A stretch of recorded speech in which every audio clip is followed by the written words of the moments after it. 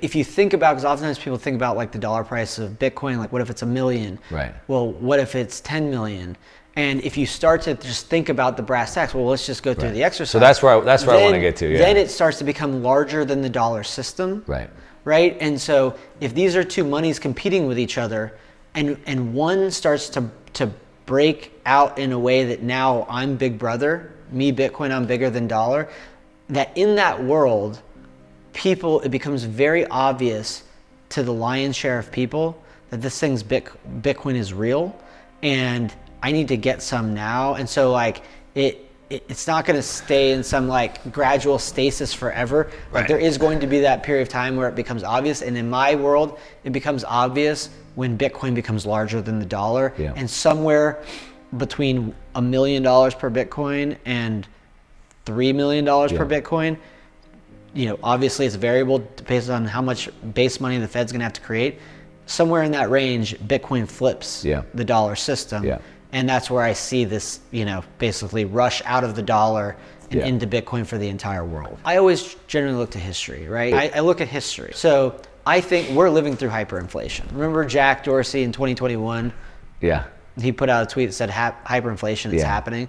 And what would you say the definition of that hyperinflation is? Where do we go from inflation to hyper? There's a technical definition, which is something like 50% a month over month, I think. Something like that. My view of it is when your money is losing value so fast that you can actively observe it, or at least that's the sign that you're in it. But so I use an example of in 2013, I think it was, GM operated in Venezuela. They had actual auto manufacturing in Venezuela to sell cars to the Venezuelan market. Well, they had to import supplies from their global supply chain because they would take Venezuelan currency in return for their cars, and then they need to convert that Venezuelan currency into dollars to get real parts to be able to continue manufacturing. Well, it was either in 2013 or 2014, they wrote off their currency reserves in Venezuela by something like 80%. And at the time, the government like adjusted the exchange rate by 50%, like basically a 50% devaluation of money. Within a year or two later, GM had written off all of their currency because it couldn't buy anything. It's like, it doesn't matter what the government says it is, couldn't buy anything. And then when you look up, and that was like 2015, when you look up when did hyperinflation start in Venezuela, 2016. So the currency had devalued 50%.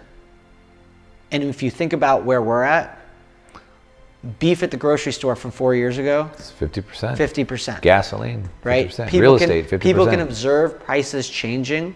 You go to groceries or restaurants, they'll either have things blacked out on menus, or they don't even have menus, because it's not because of not touching things for COVID, it's because the prices are changing so frequently. You can't keep printing menus. So my point is that when we look at the world around us and we look at patterns of what have happened in hyperinflation doesn't just go from like non-existent to the currency literally doesn't hold value in the prior month.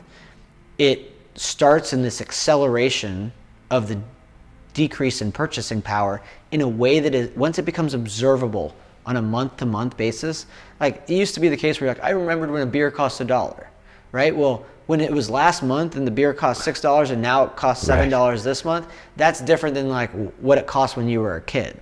Right? And that's what we're living through now. And in the GM example, by 2017, they shut down all operations. You know, so, and then goods become scarce.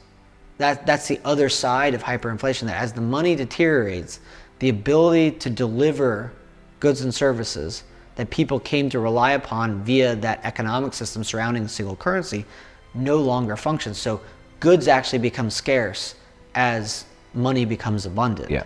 And so, you know, I don't talk about hyperinflation to scare people, but I'm saying if we look at the patterns that are in our life and we compare it to other examples in history, we're in the middle of it. You know, and how long can it be sustained when Bitcoin is there as a much more viable option to be the off-ramp to?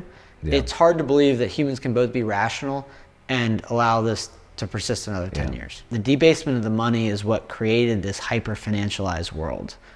People passively investing in stocks, people, the fact that there could be sovereign debt that at one point in time there was 17 trillion of negative yielding debt. Right, crazy. I'm going to pay you to lend you money, basically. Like those things will all go away. But when you think about which Japan finally stopped having negative yielding debt, right? Just this week, I think. I think the fundamental that's forcing that is there's an off ramp now. Like when I don't know if you remember this, but when the ECB put a negative interest rate on their reserves, there was a discussion amongst the banks about like, hey, let's just take the cash and put it in vaults. Right. And then they're like, if you want to do that, then you're cut off from our clearing functions of the ECB, right. So they couldn't really do it. You can convert $100 million into Bitcoin and not have a negative interest rate in terms of how you secure it. Which you could do into gold too, but it's actually not that easy to get $100 million worth of gold. Right.